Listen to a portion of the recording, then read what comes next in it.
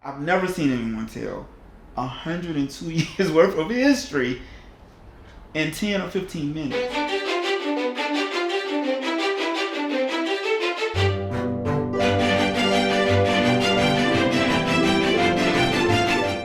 My name is Dr. Shelton Land. I am currently the executive director of the Douglas Theater. I've always loved arts, especially theater.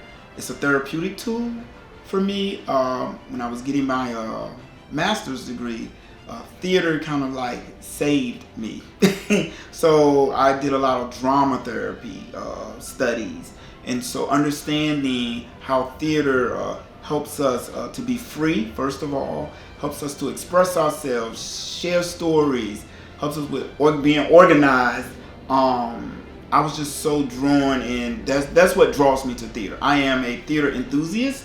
I just love to see people share their stories in a live fashion. I love to connect with those stories and see them come to life. So I knew when this job came open, or the position, that this was it for me, because I've always wanted to be a part of a theater. Now I've always been on this path to say I'm going to demystify that myth of the starving artist. There is no such thing as a starving artist unless you want to be starving.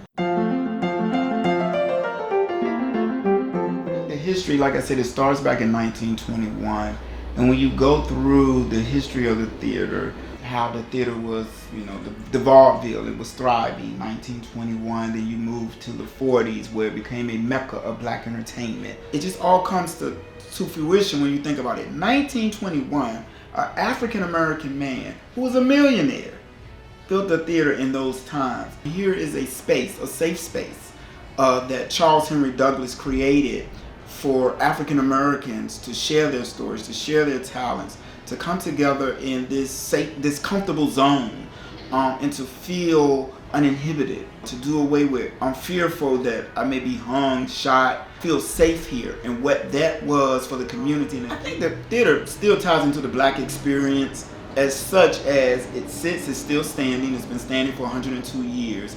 And so for me, that represents strength, longevity, survivability.